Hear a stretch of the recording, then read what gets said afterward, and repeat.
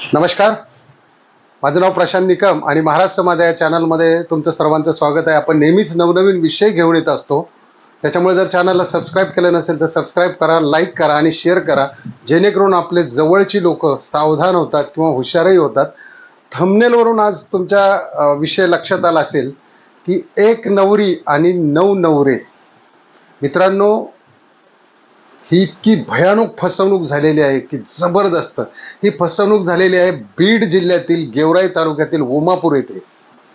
आणि फसणारा जो व्यक्ती आहे, फसणारा जो नवरदेव आहे, तो अत्यंत गरीब कुटुंबातील आहे.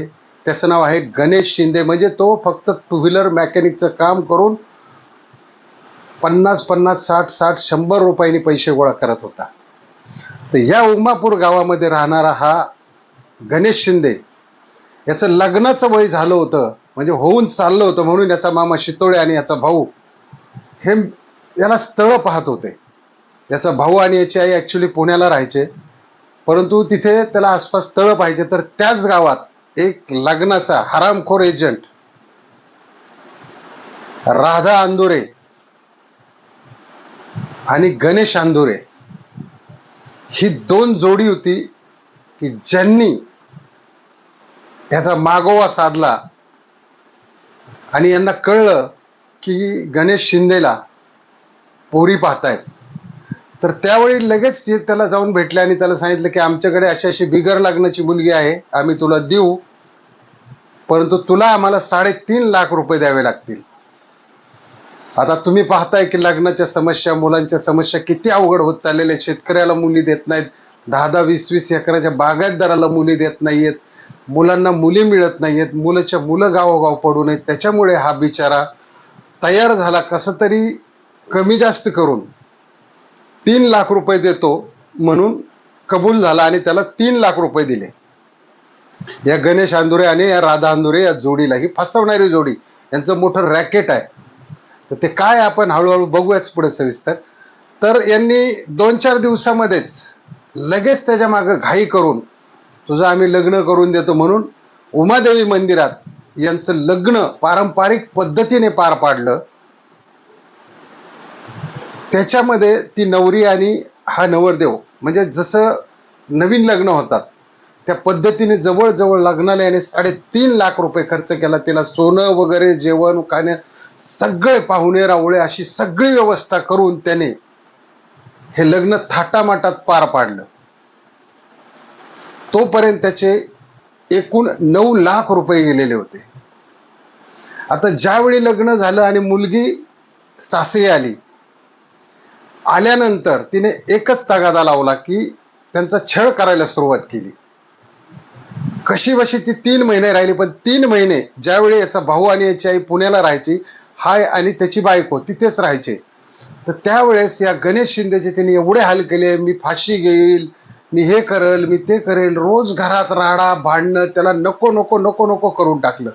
तरी सुद्धा गणेश शिंदे तो सहन करत होता या सगळ्या गोष्टी की बाबा जाऊ दे, आता लग्न झाले. आणि त्याने पै करून, म्हणजे मोटर तुम्हाला लक्षात येत असेल की एखादा फिटर, टू व्हीलरचा फिटर म्हणजे त्याची कमाई किती असेल आणि त्याने एवढे पैसे कमवायला किती काळ लागला असेल. त्याच्या भावाकडून घेतले असतील, त्याच्या पाहुण्याकडून घेतले, अक्षरशः हातबल झाला होता. पण ते जे त्याच्या गावातले जे एजंट होते गणेश अंदुरे आणि राधा अंदुरे, यांनी तिला शिकूनच ठेवलं होतं की काय तू फक्त 2-3 महिने तिथं राहायचंय. म्हणजे अक्षरशः हे वेश्या व्यवसाय पलीकडचा हा व्यवसाय झाला. आणि ज्यावेळी 3 महिने पूर्ण झाले त्यावेळी ही रट लावली. आणि ज्यावेळी गणेश शिंदे घरामध्ये झोपलेला असताना हे गणेश अंदुरे, राधा अंदुरे हे दोघं येऊन तिला घेऊन गेले आणि गायब केलं. त्याच्यानंतर गणेश शिंदे डोक्याला जो हात लावून बसला, तब्बल त्याची 9, 9.5, 10 लाखाला फसवणूक झाली होती. तिथपर्यंत त्याचे दागिने गेले, लग्नाचा खर्च गेला, एजंटचेही पैसे गेले. आणि विशेष तिचे 8 लग्न झालेले आहेत. हे कोणी सांगितलं तर हे तिनेच सांगितलं. जी नवरी आहे या नवरीने त्याला स्वतः सांगितलं की माझे 8 लग्न झालेले आहेत. एक इंदोरला झालेले, एक साताऱ्याला झाले, एक जळगावला झाले, आमके 8 नाव सांगितले. आणि आमचं मोठं रॅकेट आहे, आमची मोठी गँग आहे, आम्ही असं करू, तसं करू, हे करू, ते करू. म्हणजे हे तिने सुटण्यासाठी त्याच्या तावडीतून सुटण्यासाठी हे सांगितलं, कारण ती एजंटला पूर्णपणे या ठिकाणी सामीलच होती. त्याच्यात गणेश शिंदेचं काही चाललं नाही. तो एकटा बिचारा गावाकडे राहत होता. त्याची हाक ना बोंब झाली आणि गावात राहणारे एजंट असल्यामुळे त्याने काय केलं, भरोसा ठेवला. म्हणजे मित्रांनो बघा, हा भरोसा किती त्याला महागात पडलेला आहे. अशी यांनी गावोगाव जाऊन जवळजवळ करोडो रुपयाची फसवणूक या एजंटनी केलेली आहे. यांचं जे रॅकेट आहे, एक 7-8-10 लोकांचं यांचं नक्कीच रॅकेट असणार आहे. आणि गणेश शिंदेनी कंप्लेंट द्यायला गेल्यानंतर त्याची कंप्लेंट घेतलेली नाही आहे. त्याने SP ऑफिसलाच म्हणजे बीडला त्याने ही कंप्लेंट दिलेली आहे की माझ्याबरोबर ती न्याय व्हावा मला. कारण काय मित्रांनो, की आज एवढ्या गरीब कुटुंबातील मुलगा, त्याला वाटलं की आपलं लग्न होत नाही म्हणून चला आता काय करणार पैशाचं तरी, म्हणून त्याने हा जो एक केविलवाना प्रयत्न केला. परंतु त्याने कुणाला तरी, त्याच गावातील मोठ्या व्यक्तीला म्हणा किंवा एखाद्या पोलीस चौकीतील पोलीस म्हणा किंवा PSI म्हणा, या लोकांना मध्ये घ्यायचं असतं. माझी एक कळकळून विनंती आहे, जर एजंट लोक जर तुमच्याकडे लग्न जमवायला आले तर येऊ द्यात. एजंट लोक काही सगळी ठराविक भंगार नसतात, काही चांगली बी असतात. तर त्याच्यामध्ये काय करायचंय, त्यांना सांगायचं की इथले PSI आहेत, त्यांच्या समोर माझं लग्न जमवा. त्याच्यानंतर त्यांचे क्रिमिनल रेकॉर्ड तपासा.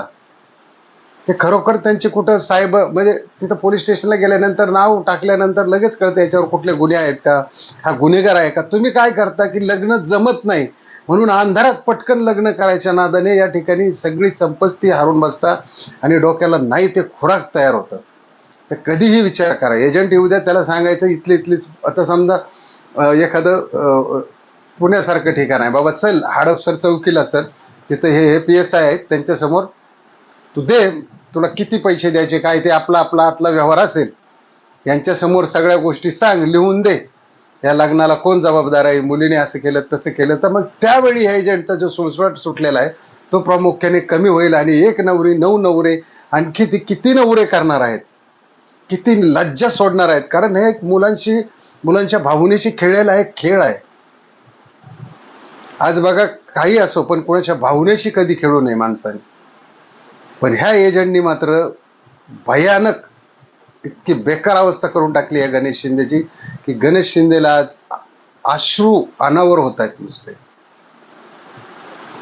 मग ह्या गोष्टी जर समाजामध्ये घडतात, आपण नेहमी चॅनलवरती मी तुम्हाला नेहमी लग्नाचे व्हिडिओ टाकत असतो की तुम्ही जे आपले हे भरतात, म्हणजे वधूवर सूचकचे जे वधूवर सूचक जे आपले काही ठरून मेळावे भरतात, त्या मेळाव्यामध्ये तुम्ही हजर राहा. तिथे काय 200-300 रुपये फी असते. तिथेही तुम्ही सगळ्या गोष्टी हे करत जा, म्हणजे बघत जा की काय खरं आहे काय खोटं आहे. कारण याच्यात आहे ना इतकी फसवेगिरी. आत्ता मी मागे एक व्हिडिओ टाकलेला आहे की लग्न जमवताना 70-80% लोक खोटं बोलतात आणि एजंट असेल तर 100% खोटं म्हणून समजा. पण इथं गणेश शिंदे चूक झाली की तो गावचा माणूस आहे म्हणून फसवणार नाही म्हणून, आणि तो गरीब स्वभावाने गणेश शिंदे, त्याच्यामुळे त्याची भयानक फसवणूक झालेली आहे मित्रांनो. त्याच्यामुळे तुम्ही सुद्धा सावध राहा या गोष्टीपासून. तर आजचा व्हिडिओ कसा वाटला हे कमेंटमध्ये नक्की लिहा. चला, जय हिंद, जय महाराष्ट्र.